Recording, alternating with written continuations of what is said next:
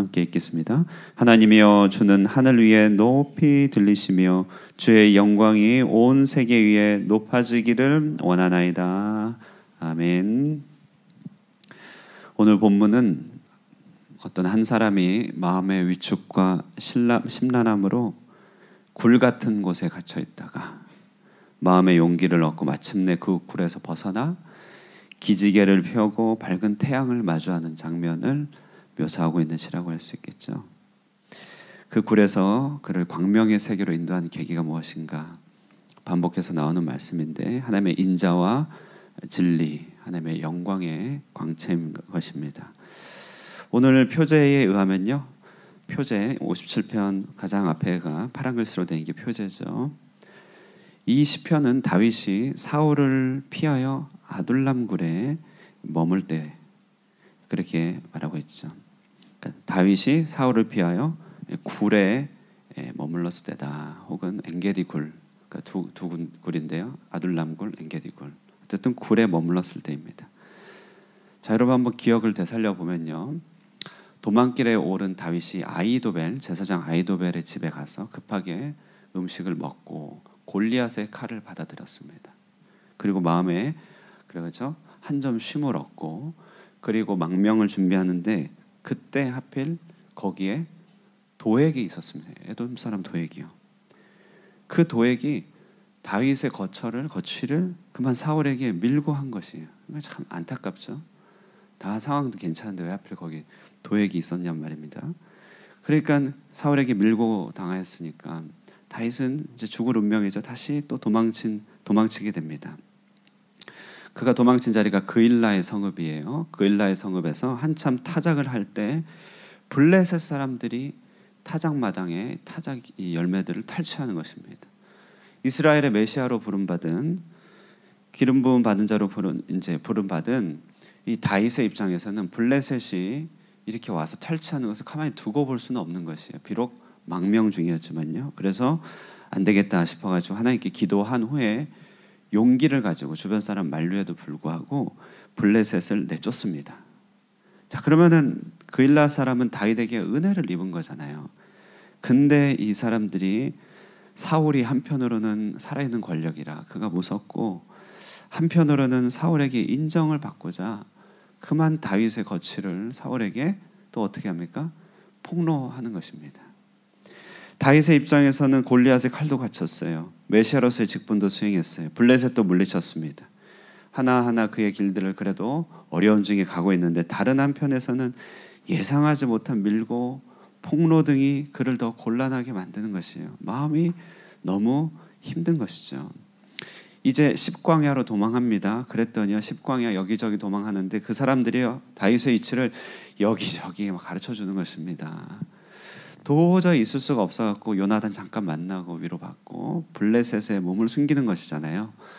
근데 어제 가드 왕에게 몸을 숨겨 들어갔는데, 어제도 말씀드렸듯이 물론 2차례 숨지만 가드 왕에게 숨어 들어간 그것 때문에 말만 더 무성히 만들어진 것이에요.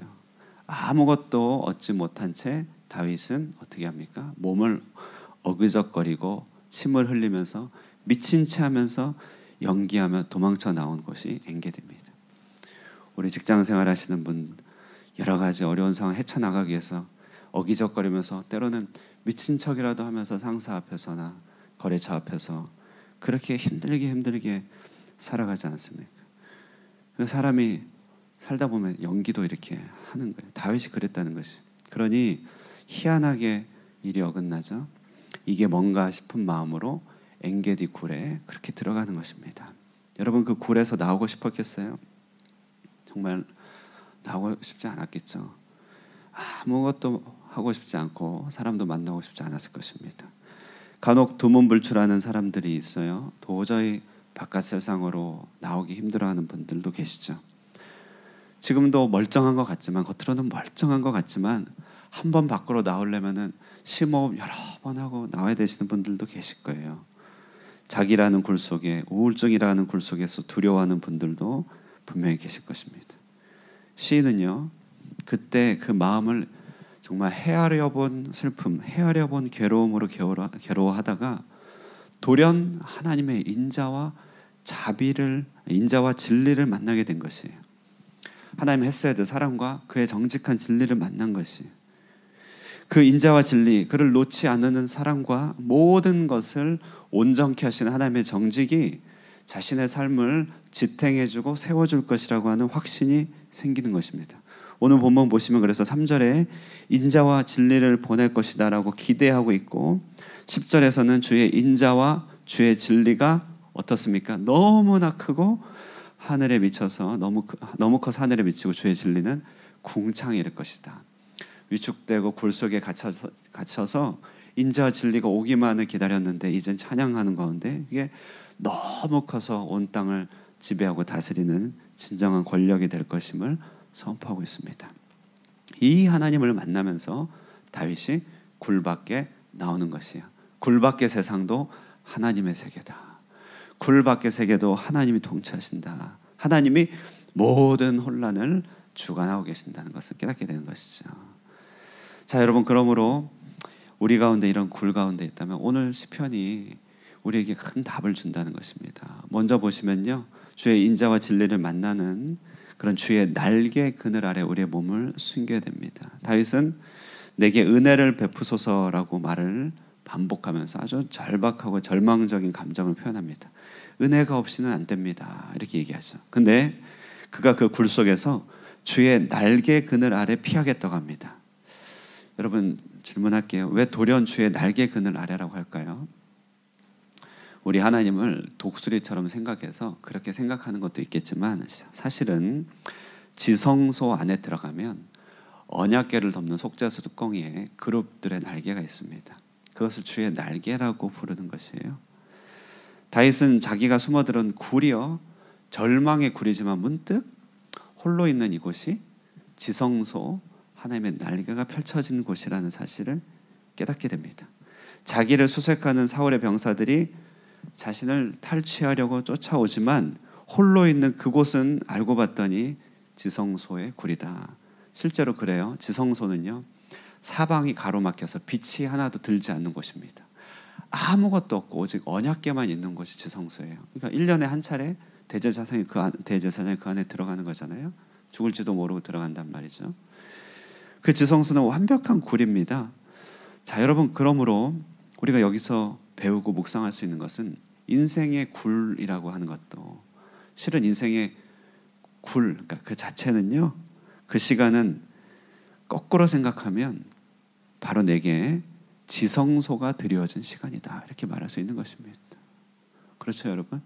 아무도 찾아오지 않는 것, 혼자 갇혀있는 그곳은 지성소 날개 그늘이 있는 곳이에요. 어제도 고립에 대해서 말씀드렸는데, 고립은 다른 말로는 뭡니까? 하나님만이 계시는 곳, 그죠? 사람들이 다 멀어져도 고립은 하나님만이 계시는 곳이에요. 그러면 거기서부터 새로 시작할 수 있죠. 보니까 인생의 굴도요, 거기는 지성소가 있는 곳, 그 날개가 있는 곳입니다.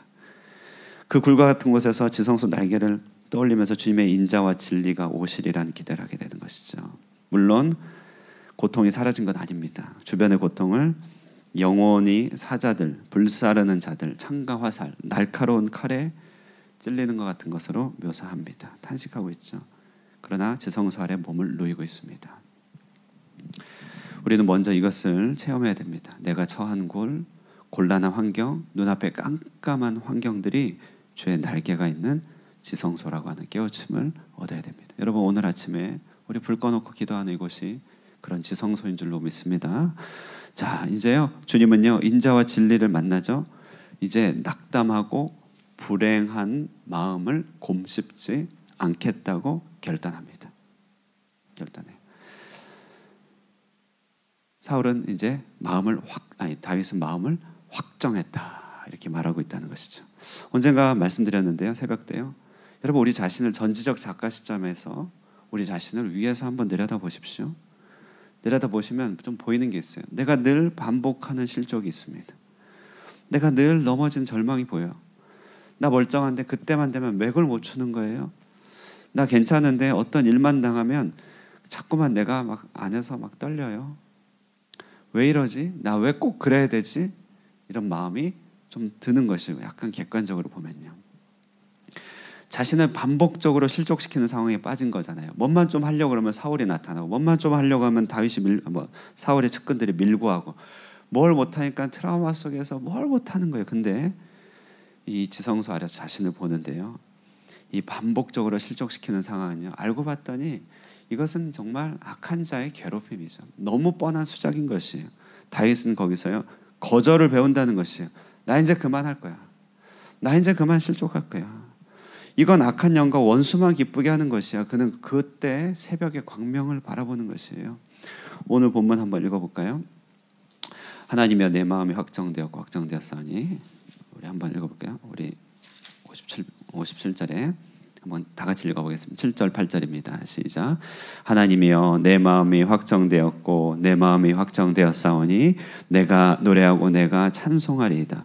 내 영광아 깰지어다 비파와 수금아 깰지어다 내가 새벽을 깨우리로다. 아멘. 여러분, 그랜드 캐년 같이 굉장히 아름다운 그런 명소는요, 우리가 생각하듯이 오랜 시간 동안에 점진적으로 만들어진 것이 아닙니다. 격변이 일어난 것이에요. 한 번의 격변들, 한 번에 융기된 것들, 그것들이 우리 한라산도 그렇죠. 한 번의 어떤 일들이 큰 어떤 지형을 만들고 그게 명소가 되죠. 우리 마음도 시간이 지나가면요, 자연스럽게 좋아지겠다. 신앙은 꼭 그렇지는 않습니다. 한 번의 격변이 필요하고 결단이 필요해요. 다윗이요, 자기가 위축되고 굴에 갇히도록 하는 이런 모든 어떤 수작들을 파악한 거예요. 그리고 정말 결단합니다. 이제 난 거절하겠다. 나 그렇게 안 하겠다는 것이. 그래서 내가 마음이 확정되고 확정되었다고 마음의 격변이 일어납니다. 아주 이전과는 불일치 않은 격변을 자기가 세웁니다. 그래서 새벽을 깨우겠다 선언하는 것이죠. 저는 이 새벽을 깨우겠다는 표현이 너무 좋습니다. 한편으로는 새벽 미명을 깨우면서 처음 광명을 하나님께 드리겠다 이런 말이잖아요. 근데 다른 한편으로는 이제 그 깊고 깊은 밤이 끝날 때가 되었다라는 거예요. 아니요, 끝이다 이렇게 말하는 거잖아요. 내 영혼에 찾아든 밤에 이제 끝을 보았다. 내가 이제 광명이다 이렇게 얘기하는 것이에요. 그래서 내가 새벽을 깨우리로다. 밤의 그 끝자락을 내가 튕겨내겠다. 여러분, 실제로 다윗이 이렇게 결단한 이후로 다윗의 나라는 본격적으로 시작되는 거 여러분 아십니까? 아둘람 공동체 엔게디에서 그의 세력을 확장하고 온갖 환난당한 사람이 모이지만 다윗 왕국의 초석이 되는 것입니다. 축복은 이때부터라는 것이에요. 우리 인생에 하나님께서 부어주신 축복이 내 영혼의 그릇에 채워지는 것도 이때부터입니다. 확정하고 나는 거절하겠다. 더 이상 실족하지 않겠다. 여기서부터 축복이죠. 여러분, 그러므로요, 정말 새벽 잠에서 깨지 않은 것 같은 어두운 밤이 계속될 때요, 우리도 이렇게 노래해야 됩니다. 확정하고 악에 대해서 거절하고 주님을 찬양하겠다고 해야 됩니다. 자존감이 떨어지고 찬송이 사라지고 이 터널이 계속될 것 같은 마음이 있지만 잠시 멈춰서 스탑하라는 것이 스탑입니다. 도망가다 개가 쫓아오다가 막 도망가다가 갑자기 스탑하고 뒤로 돌아보면 개도 멈칫한대요. 개도 멈칫한대요. 하나님이 우리를 돌보실 거잖아요. 그 영광을 드러내실 거잖아요. 그리고 그 인자와 진리가 커서 하늘에 미치고 공창에 이를 것임을 보기 때문에 나는 멈추는 것입니다. 지나가다 들은 말인데요, 우울함도 습관이다. 이 말이 저는 마음에 많이 남습니다. 우리 마음은 우리를 속인다는 사실을 기억해야 됩니다. 우리는 우리의 영혼을 흔드는 것들에 대해서 거절해야 됩니다. 말씀을 마무리하면서요, 예수님이 잡히실 때 정말 시험 환난이 많을 때 아니었겠습니까? 사방에 온갖 회유, 협박, 밀고 상황을 왜곡시키는 여러 일들이 많이 있었습니다. 그때요, 주님이 베드로한테 이런 말을 해요. 누가복음 22장에 31절. 시몬아 시몬아 보라, 사탄이 너희를 밀가부르듯 하려고 요구하였으나. 32절. 그러나 내가 너를 위하여 네 믿음이 떨어지지 않기를 기도하였노니 너는 돌이킨 후에 내 형제를 굳게 하라. 사탄이 밀가부르듯 하려고 너를 요구한다. 우리 자신에게 악한 자가 와서 우리의 영혼을 준동시키면요, 감당할 자가 없어요. 밀가부르듯 한다. 체에 올려놓고 너를 뛰게 하면서요, 완전 뒤집어 놓는 것이죠. 다윗도 그랬고 베드로도 그랬습니다. 이때 사울과 가룟 요단 다 나가 떨어졌어요. 근데 주님이 시몬에게 널 위해서 기도할게. 네가 돌이킨 후에 내가 너가 믿음이 떨어지지 않도록 위해서 기도할게. 돌이킨 후에 굳게 형제들을 세워라. 이렇게 얘기합니다. 여러분, 우리가 굴 속에 있다면 그때야말로 이 인자와 진리의 하나님, 우리를 위해서 기도해 주신 하나님 만날 때죠. 거기서 지성소 날개 그늘 아래서 주님을 만나고 영혼의 밤을 거두어내야 됩니다. 우리를 괴롭히고 우리를 밀가부로 뜻하는 청구하는 사단의 모든 준동하는 세력에 대해서 거절해야 돼요. 아니라고. 그죠? 그리고 우리는 새벽을 깨우고 돌이켜 형제를 굳게 세우는 하나님의 사람이 되어야 됩니다. 오늘 이 아침에 우리의 기도 자리가 지성소 날개가 펼쳐진 장소가 되길 바랍니다. 그리고 우리의 마음에 어떤 사탄의 준동도 악도 거절하고 우리의 영혼이 주님 앞에 새벽을 깨우겠습니다. 이렇게 기도하시는 저와 여러분 되시기를 주님의 이름으로 축원드립니다. 기도하겠습니다. 은혜로우신 하나님 아버지, 주님의 인자와 진리를 찬양하며 주님께 감사드립니다. 때로는 우리 마음이 연약하여서, 때로는 환경의 어려움과 극심한 고통으로 인하여 우리가 굴 속에 떨어지는 것 같은 때가 너무나 많이 있음을 고백합니다.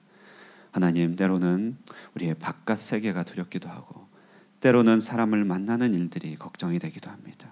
우리 영혼을 끊임없이 굴 속에 잡아매는 이 어둠의 세력들 가운데 고통하고 있는 가운데 하나님, 그곳이 바로 주님께서 지성소 날개를 펼친 곳임을 우리의 영안을 열어 바라보게 하여 주시옵소서. 그곳에서 하나님의 인자와 진리가 우리를 온전히 주장하시며 그 하나님께서 온 땅에 충만하심을 바라보게 하여 주시옵소서.